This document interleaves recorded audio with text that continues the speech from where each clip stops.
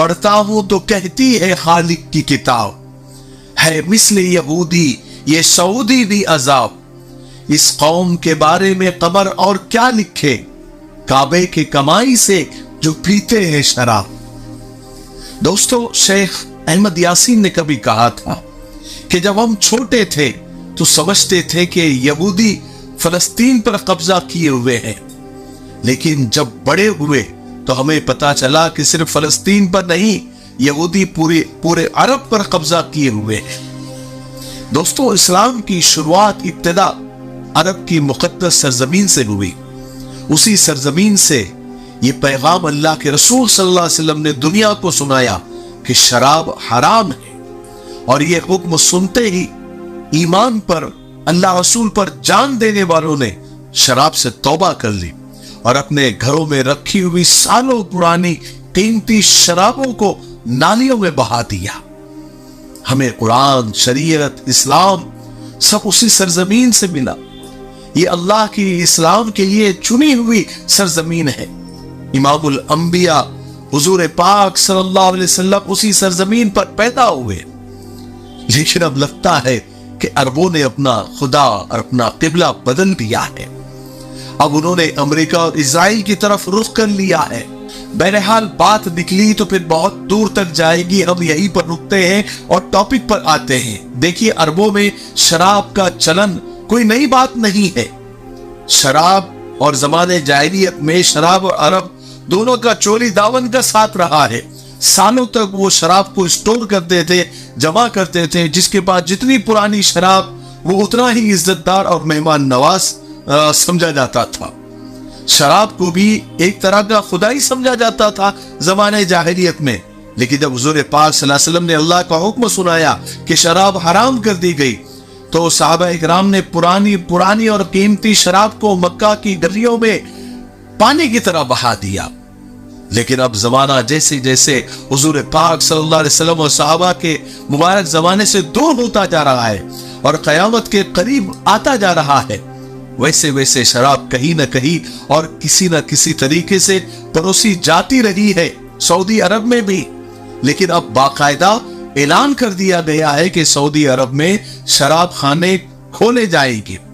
اس فیصلے سے دنیا بھر کے مسلمانوں میں بے چینی ہے، لیکن اس بے چینی سے کچھ ہونے والا نہیں ہے، کیونکہ 2030 تک ایسی بہت ساری بے چین کرنے والی خبریں سعودی عرب سے آنے والی ہے۔ تیار رہے، کیونکہ سعودی میں جو پرنس بیٹھا ہے، لگتا ہے کہ وہ 2030 تک سعودی کو لاس ویگاس بنا کر ہی چھوڑے گا۔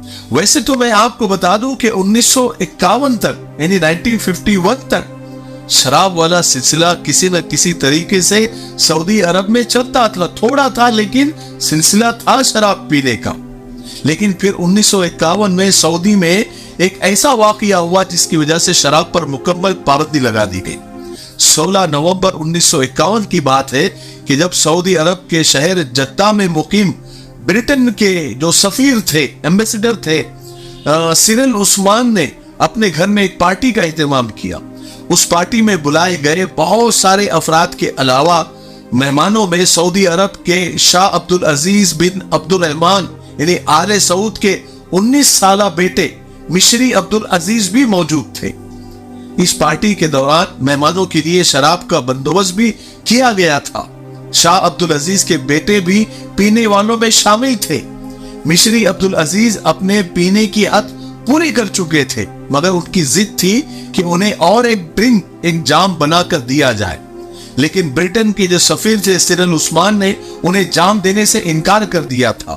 اس انکار پر مشری عبدالعزیز اس وقت تو گھر سے نکل گئے، لیکن تھوڑی دیر بعد جب وہ واپس آئے تو ان کے پاس ایک پسٹل تھی۔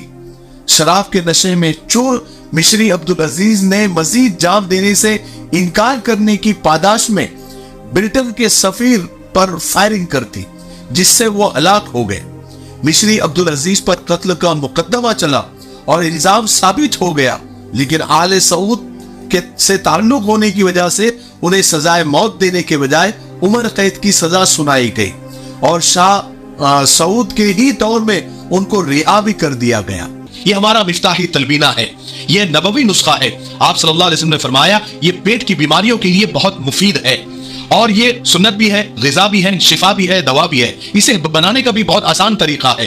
ایک گلاس دودھ میں 2 چمچ تنبینہ ڈال کے اسے ابال لے، کھیر کی طرح بن جائے گا، اور پھر اس میں شہد یا شکر ڈال کر آپ بھی پیے، بچوں کو بھی پلائے، گھر میں ہر ایک عمر کے لیے یہ مفید ہے۔ اسکرین پر آ رہے نمبر پر آپ کال کریں، آپ دنیا میں کہیں بھی ہو یہ آپ تک پہنچا دیا جائے گا، ٹھیک ہے؟ ایک سے زیادہ لیں گے تو کوریئر فری ہے۔ اگر آپ ڈسٹریبیوٹر بننا چاہتے ہیں تب بھی اسی نمبر پر آپ کال کریں۔ مجھے امید ہے کہ آپ ضرور ایک مرتبہ کیوں نہیں ہوتا آپ خریدیں گے۔ قتل کا یعنی یہ مرڈر کا واقعہ 1951 میں پیش آیا تھا۔ اس واقعے کے 1 سال کے بعد یعنی 1952 میں 1952 میں شاہ عبدالعزیز نے سعودی عرب میں پورے سعودی بھر میں الکول یعنی شراب پر مکمل پابندی لگا دی۔ مذہب اسلام میں شراب حرام ہے اور سعودی عرب میں بھی حرام ہی تھی، لیکن اس قتل کے واقعہ پیش آنے سے پہلے سعودی پولیس، سعودی حکام شراب کے معاملے کو نظر انداز کر دیا کرتے تھے۔ یعنی شراب بین تھی لیکن پھر بھی لوگ پیتے تھے اور وہاں کی پولیس اس کو نظر انداز کر دیتی تھی۔ لیکن سعودی عرب میں شراب کی خرید و فروخت پر مکمل پابندی 1952 میں اس واقعے کے بعد لگائی گئی۔ لیکن اب اس واقعے کے لگ بھگ 71 سال بعد سعودی حکام نے کہا ہے کہ وہ ریاض میں شراب کے فروخت کے لیے دکان کھولیں گے۔ حالانکہ حکام کا ابھی کہنا یہ ہے کہ اس دکان سے شراب کی جو فروخت ہے وہ صرف سعودی عرب میں رہنے والے جو غیر مسلم جو منتخب چنندہ لوگ ہیں، جو باہر کے سفیر ہیں، ایمبیسیڈر ہیں، یا جو جن کو بیوروکریٹ کہا جاتا ہے، جو یعنی سرکاری لوگ ہوتے ہیں غیر مسلم، صرف انہی کے لیے ہے۔ لیکن یہ کب تک رہے گا؟ کچھ مہینوں کے بعد پھر اور اگلا حکم آئے گا کہ تھوڑے اور لوگ، پھر تھوڑے دن سال کے بعد یا تھوڑے مہینوں کے بعد اور سہولت دی جائے گی، ایسے شراب عام ہو جائے گی۔ تو یہ کوئی تعجب کی بات نہیں ہوگی، کیونکہ 2030 تک یہ پورا سعودی عرب کو ٹورزم بنانے کا پورا ان کا پلان ہے۔ ہم کچھ نہیں کر سکتے، ہم کچھ نہیں کر سکتے سوائے دعا۔ اللہ سے دعا کرے کہ اللہ سب کی حفاظت فرما، اس مقدس سرزمین کی حفاظت فرما، اور ایسے احکامات جو اسلام اور شریعت کے خلاف ہے اس سے سب کی حفاظت فرما، ایمان والوں کی خاص طور سے حفاظت فرما۔ بہرحال یہ معلومات تھی آپ لوگوں کو دے دی، امید ہے کہ آپ کو آج کی ویڈیو سے فائدہ ہوا ہوگا، تو آگے شیئر ضرور کریں، ٹھیک ہے؟ تب تک میرے لیے، پوری امت کے لیے، پوری انسانیت، پوری مانوتا کے لیے اور ہمارے پیارے ملک بھارت کے لیے، یہاں کی امن شانتی ترقی انتی کے لیے خوب دعائیں کرتے رہیں۔ السلام علیکم ورحمۃ اللہ وبرکاتہ۔